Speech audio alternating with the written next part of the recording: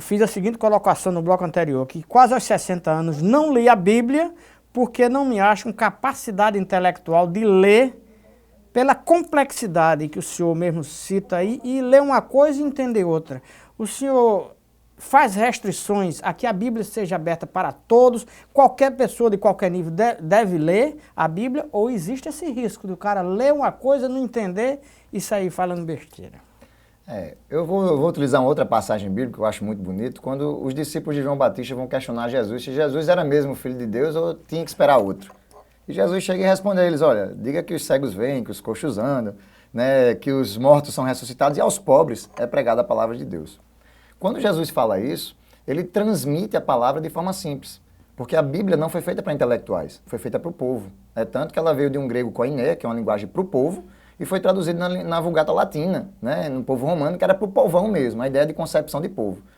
Quando a gente vai falar sobre leitura, a leitura da Bíblia, ela tem várias possibilidades de tradução, mas não aí, de interpretação. Como né? diria minha avó, aí é que a porca torce o rabo. Isso. Até porque na Bíblia, minha mulher é católica, daquela que vai a 200 missas por dia. Agora, na Bíblia tem, a mulher seja subserviente ao homem, aí nessa hora ela não quer ser.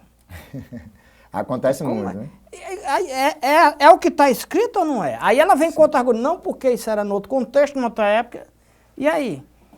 Esse é que é o problema de você ler e interpretar o pé da letra. Eu já escutei muito essa questão, olha professor, a Bíblia ela é muito machista, né? Eu disse, olha, aliás, as mulheres na Bíblia, o negócio é meio complicado para elas, né? eu sempre digo que no tempo de Jesus, mulher era a terceira pessoa depois de ninguém. E é né? no tempo de Jesus. Era melhor ter um camelo do que uma mulher, porque dava era. menos problema. As mulheres não podiam entrar no templo, né? Uma mulher menstruada passava 14 dias sem poder tocar no homem, não podia se alimentar. Nossa. Então tinham várias conotações que a mulher vivia um texto machista, semítico, né? E que é bem diferente dos dias de hoje. Mas a Bíblia não tem conotação machista nenhuma, pelo contrário. Ela fala da realidade de um povo, em um determinado momento histórico.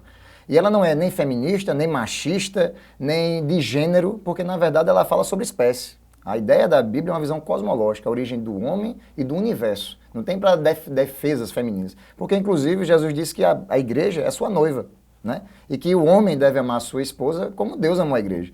Então essa relação de amor, nós temos personalidades importantíssimas como Maria, Isabel, Ruth, Esther, que são mulheres que nenhuma outra religião coloca mulheres como protagonistas de história. Aí eu quero lhe perguntar, rapaz, tem que ter mais bloco aqui, porque tá. Eu quero lhe perguntar o seguinte, o senhor leu na Bíblia que Deus disse, faça-se a luz e a luz foi feita, faça isso e fosse aquilo. E o mundo, né? Sim. Aí o senhor vai estudar, o senhor é um estudioso, aí tá, não, o mundo começou de uma explosão.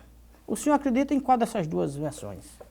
Bem, se a criação ela procede, né, de um momento, de um ato da fala de Deus, né, disse Deus, haja luz, a luz foi feita e o mundo foi se criando a partir da sua fala, né, os hebreus chamam de davar, ou da fala, né, ela é uma construção. Agora, como isso se deu, não cabe a mim, dentro do aspecto da fé, questionar como esse processo ocorre. Isso fica para os cientistas. Não, mas o seu livro, né?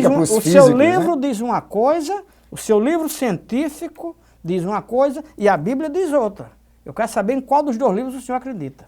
Eu creio que existe um dialogismo, existe um diálogo, né, entre o texto bíblico e entre o texto científico. Agora, fazer essa construção, tanto a teoria física, científica, como também a teoria teológica, não passam de teorias. Eu não posso provar. Eu não tenho como voltar no tempo e dizer assim. Eu tenho que participar de uma fé. Seja uma fé científica, seja uma fé religiosa. E a partir do momento que eu me enquadro dentro desse contexto, nós temos vários processos criacionistas. Não temos a criação apenas religiosa, mas também científica. Nós temos design inteligente, temos teoria da evolução, nós temos vários outros aspectos que falam a respeito da origem. Se isso vai ser discutido ou não, eu apenas creio, dentro de um aspecto teológico, como Deus criou todas as coisas. Se ele fez de uma explosão, de um vento, caiu uma gota d'água, foi um relâmpago, essas construções vai ficar para cada um dentro do seu aspecto de fé. Para mim, Deus é o Criador e eu creio dessa forma bem clara. E né? finalmente vamos chegar ao tema central da entrevista, a intolerância religiosa.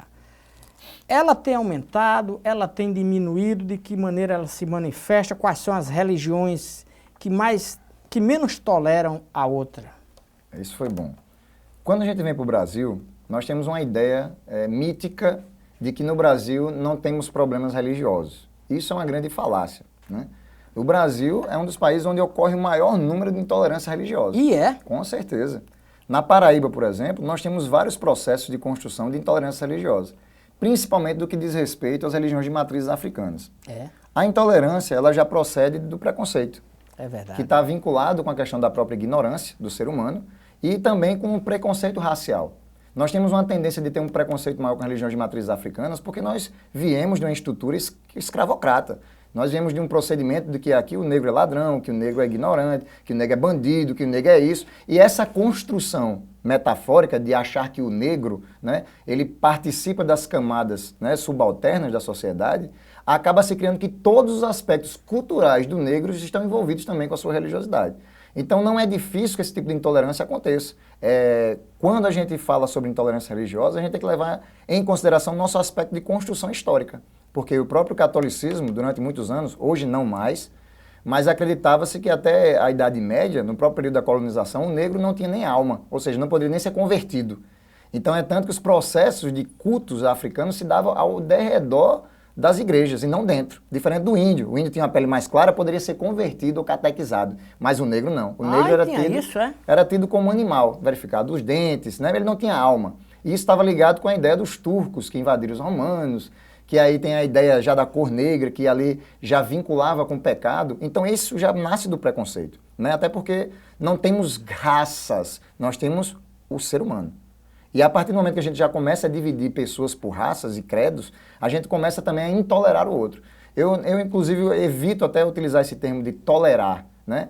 Eu acredito muito mais que nós temos que respeitar. Tem que haver um respeito religioso.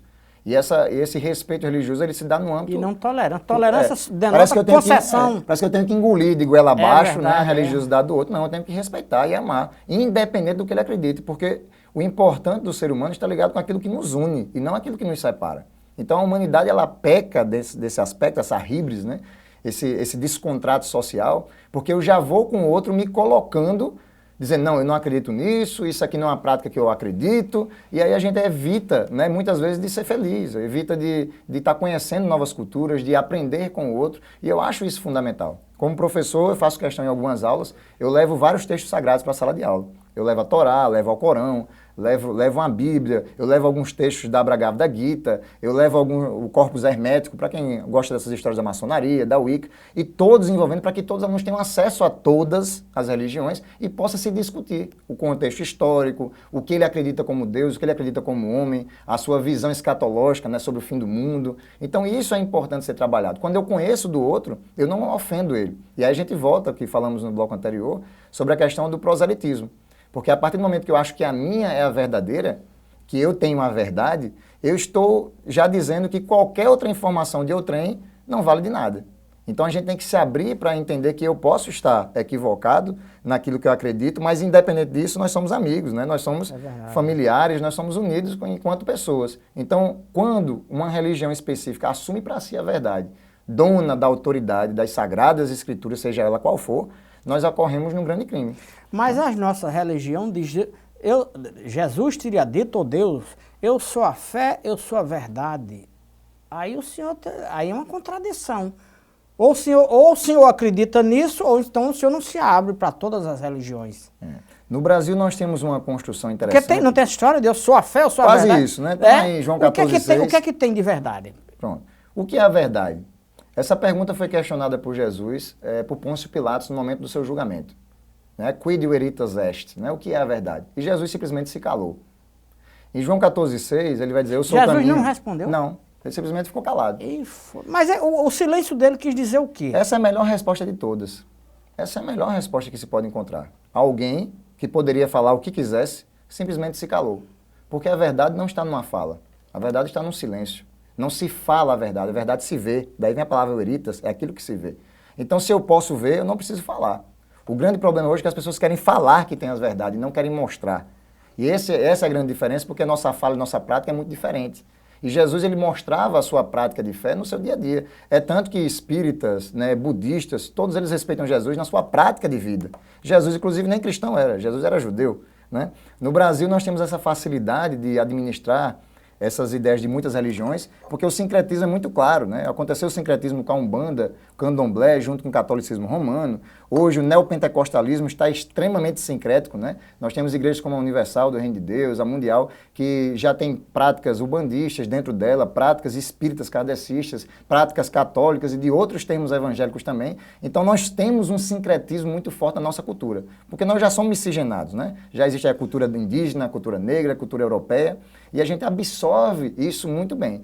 Mas mesmo assim, nós ainda achamos que temos uma religião oficial, achamos ainda que existe uma religião que é verdadeira e que eu posso fazer com o outro aquilo que bem entender. E se eu lhe disser, por exemplo, que eu acho que Deus foi uma invenção do homem para aplacar a dor que ele sente de saber que vai morrer?